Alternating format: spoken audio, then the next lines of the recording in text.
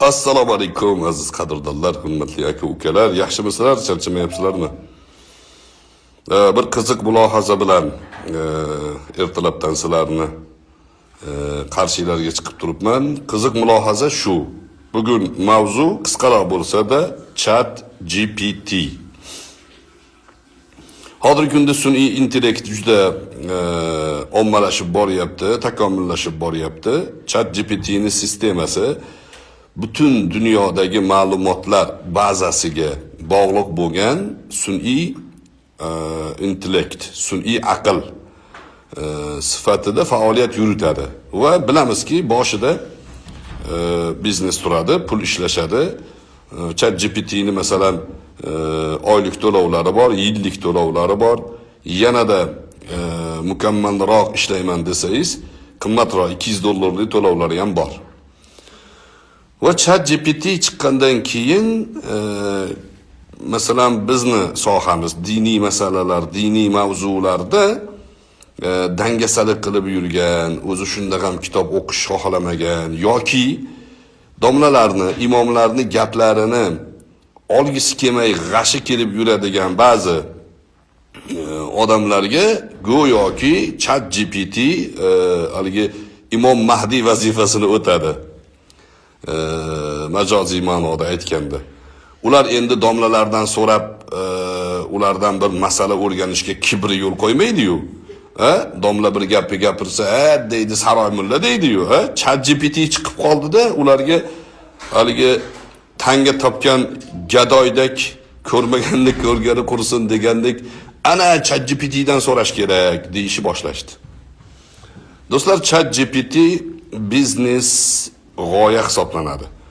U sizga ma'lumotlarni topib berishi mumkin, lekin u ma'lumotlarni siz tekshira oladigan qobiliyatga ega bo'lmasangiz, ChatGPT siz so'ragan mavzuga moyil qilib javob beradi.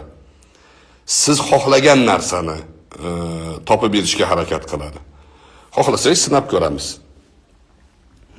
ChatGPT bilan gaplashib ko'ramiz. Mana men ochyapman ChatGPTni. Salom ChatGPT, o'zbekcha gaplashamiz. Salom, albatta, o'zbekcha gaplashamiz. Nima yordam kerak? Husning gullito bo'ldi jahon mulkida paydo, ey sho'xu parizot.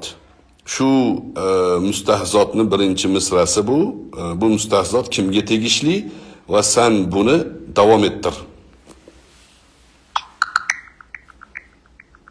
Bu misra bilan boshlanadigan mustahzotning muallifi Gulom Ali Cho'kar ushbu asarda sevgi va uning azoblari haqida chuqur fikrlar bayon etilgan. To'liq davomini taqdim etish uchun muallifi huquqlarini hisobga olish zarur, lekin qisqacha mazmunni aytib berishi mumkin. To'liq davomini aytmasang ham ikkinchi misrasini aytib ber.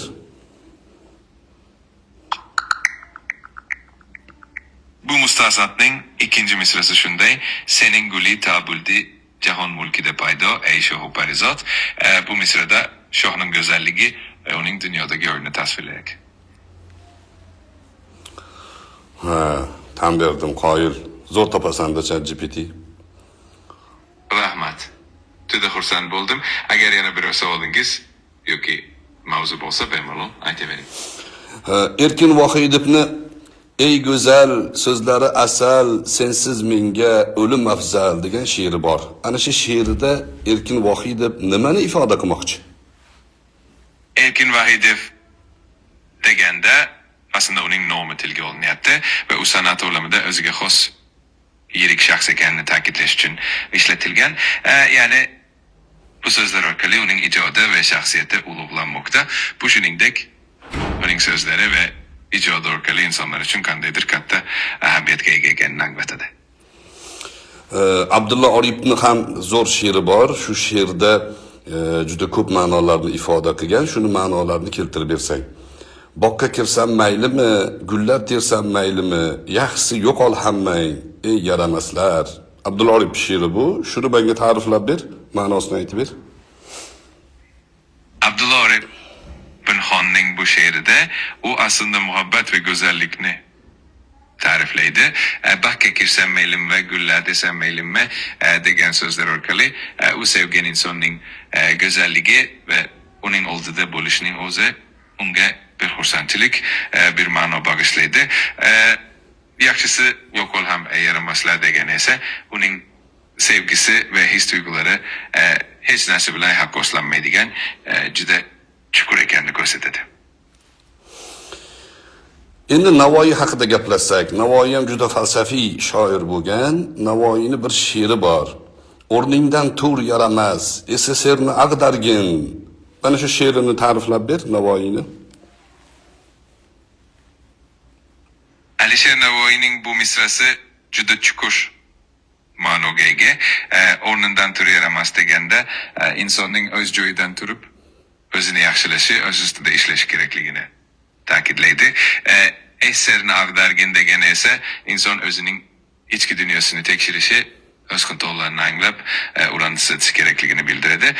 Navoiy bu misrada insonni o'zini doim takomillashtirishga chaqiradi. Rahmat, seni javoblaring juda ilmiy va men qoyil qolaman har doim. SSRni ag'darishlikda Navoiy revolyutsioner sifatida qanday rol o'ynagan? Odamlarni ko'chaga olib chiqishda, mitinglar qilishda, Navoiyning nutqidan ta'sirlangan xalq qanday natijalarga erishgan?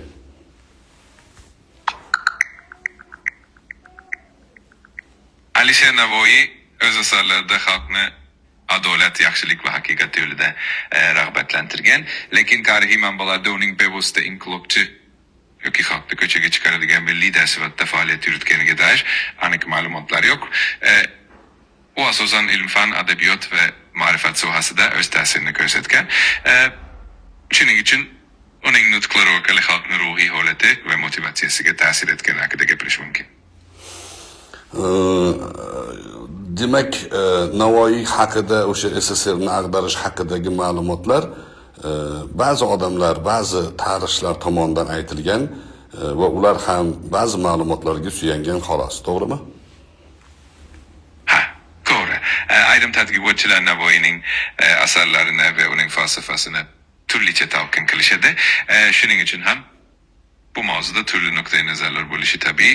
Har doim tarixiy manbalarni va ilmiy tadqiqotlarni e'tiborga olish muhim. Rahmat. Endi Fuzuliyning bir she'ri bor. Shu Fuzuliyning she'rini ta'riflab ma'nosini tahlil qilib bersang, falsafiy ma'nosini. Fuzuli aytadiki, "Lasciatemi cantare una chitarra". Shu she'rni aytib ber.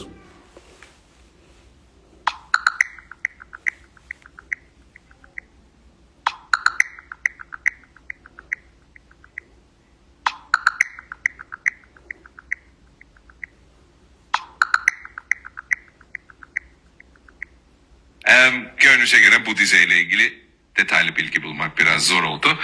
Ama genel olarak Turkchaga o'tib ketding, tomon ketib qoldi. O'zbekcha gaplash men bilan. Hop, uzr, albatta Özbekçe gaplashaman. Fuzuli asarlarida doimo muhabbat, inson qalbi va dunyoning o'zgaruvchanligi haqida chuqur falsafiy ma'nolarni bayon qiladi. Agar aniq bir misrasi yoki she'rni aytib bersangiz, uning ma'nosini anada chuqurroq tahlil qilib beraman.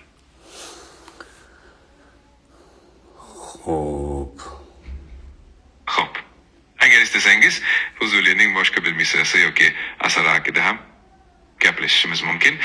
Hatto yordam berishga tayyorman. Ma'qul, endi adabiyotdan diniy sohaga o'tsak. Diniy sohada juda ko'p sendan savollar so'rashadi. Sen diniy sohalarda bergan javoblaring 100% to'g'ri bo'lishi mumkinmi? Ya xato qilish ehtimoling ham bormi?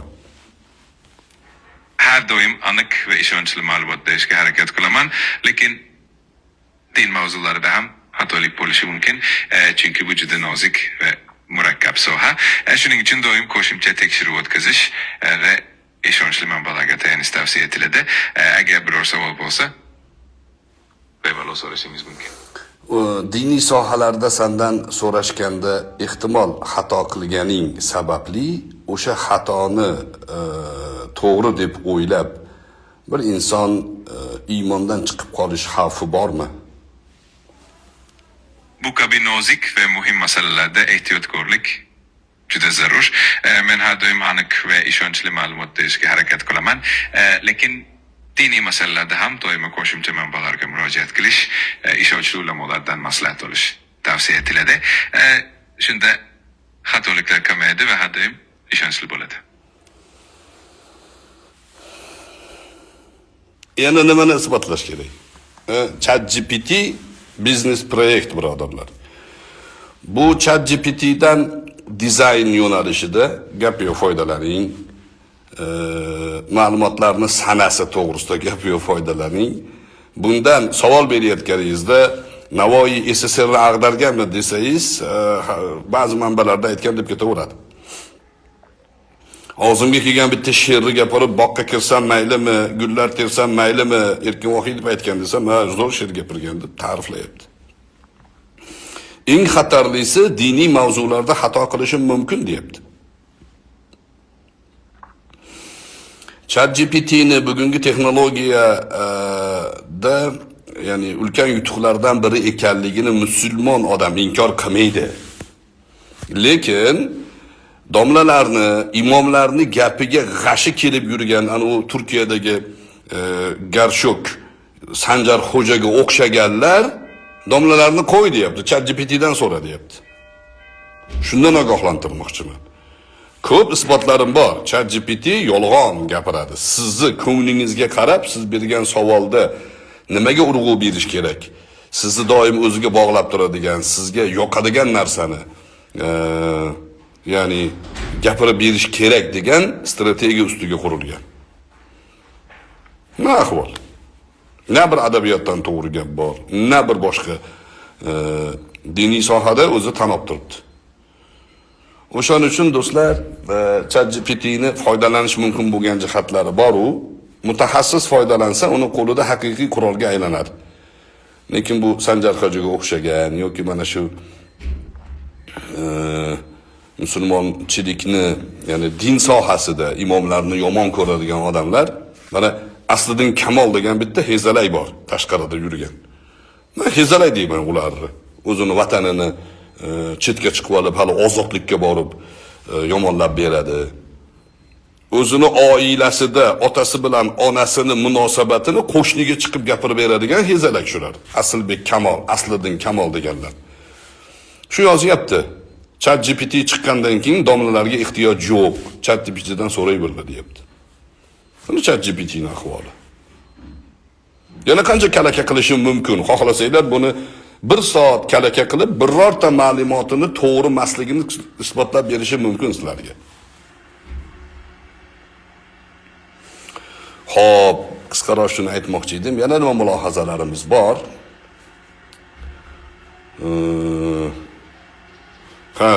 Qora pul imperiyasi degan kitobimiz yana qaytadan nashr qilindi. Birinchi nashr talamash bo'lib ketdi. Bugun shuni gurungi podkast deysizlar sizlar. Biz gurung deymiz. Kitobxon degan bir gurung tashkil qilyapmiz. Undan tashqari talabalarga madrasalarda o'qiydigan talabalarga ajoyib manba tarjima qilingan. Talabalarda ko'pincha pul bo'lmaydi, kam bo'ladi va o'sha talabalarni tanishlari, boy odamlar, qo'lida imkoniyati bor odamlarga tavsiya. Kitob do'konlaridan, to'g'rirog'i Hilol nashrdan borib so'ranglar. Imom Maturidiyning Ta'vilot Ahli Sunna degan kitobi tarjima qilingan. Menimcha hozir taxminan 20 pora tarjima qilingan. Shuni olib talabalarga olib beringlar. Eng yaxshi xayriyalardan hisoblanadi. Ta'vilotni omma xalq o'qiydigan ommabop kitob emas u. Ta'vilot Imom Maturidiyning taxassusi bu. Abul Mu'in an-Nasafi aytganki, yer yuzida bunga o'xshagan kitob yo'q degan. Ya'ni Qur'on tafsiri borasida, Qur'onga sharh aytish borasida bunga o'xshagan kitob yo'q degan. Imom Maturidiyning mutlaq aqidasi, ahli sunnani mutlaq aqidasini himoya qilgan. Ham matn, ham falsafiy, ham aqliy ma'noda. Imom Maturidiyga tuhmat qilgan mana Bahrom Bakiyevga o'xshagan besunnatlar bir qancha muddat Imom Maturidiyning orqasiga berkinib, ana oy yorilmagan, Imom Maturidiy ham shunaqa degan deb keldi. Bizning qo'limizda, ya'ni omma xalqni qo'lida Imom Maturidiy rahimahullohni o'zbekcha tarjima qilingan kitobi bo'lmagani uchun tekshirish imkoniyati yo'q odamlarda. O'sha sababdan odamlar o'shanga ishonib yuribdi. Ya'ni ba'zi soddadan ko'ra pastroq, ahmoqlikdan ko'ra sal teparoqdagi odamlar shu Bahromga o'xshagan bitta shilpindiriqqa ishonib yuribdi. Imom Maturidiy aytgan ekan deb. Men chiqib bo'yniga qo'yib berdim. Imom Maturidiy qayerda aytgan? Qani o'qib ber. Imom Maturidiy oyni yorilgan degan bo'lsa, men Imom Maturidiyga ham ishonmayman deydi. Sendan kimga ishonishing so'ralmayapti. O shilpindiriq. Sendan Imom Maturidiy oyni yorilmagan degan gapingga dalil so'ralyapti. Dalil. Kitobni olib o'qiyapmiz. U gap Imom Maturidiyning emas, Imom Maturidiy raddiya bergan odamning gapi bo'lib chiqyapti. Shuning uchun shu kitobni boy odamlar olinglar, 10ta jild qilib olib talabalarga tarqatinglar, juda savob bo'ladi. Chunki bundan hozirgi davr boshlanayotgan davr, erkin fikr davri boshlangani uchun ahli sunnaga tosh otishlar ko'payadi. Talabalarimiz ularga qarshi raddiya uchun aynan mana shu ta'vilot ahli sunna kitobidan xabardor bo'lishlari kerak. Asl matn eski, ya'ni og'ir tilda yozilgan, uni tarjima qilib ulamolarimiz maydonga qo'yishyapti. Ularning xizmatiga alohida tashakkur. Sizlar ham bizlar ham yelkadosh bo'lib shu xizmatga ya'ni yordamchi bo'lib yonma-yon turishimiz kerak. Salomat bo'linglar. Qisqaroq shu edi. ChatGPTning ahvolini ko'rdinglar. Navoiy SSR boqqa kirsam maylimi erkin vohiy deb Lashantami Kantari Fuzuri Damian Gir Abdullorih bo'lib chiqadi bundan so'rasangiz. Xohlagan narsangizni so'raysiz, xohlaganingizga moslab javob beradi. Ana endi o'sha diniy masalalarda ChatGPTdan ham olsak bo'laveradi degan aslidan kamolga o'xshagan hezalaklarga shu videolarni otib qo'yasizlar. O'zinglarni ehtiyot qilinglar. Barchalarga tashakkur. Assalomu alaykum va rahmatullohi va barakatuh.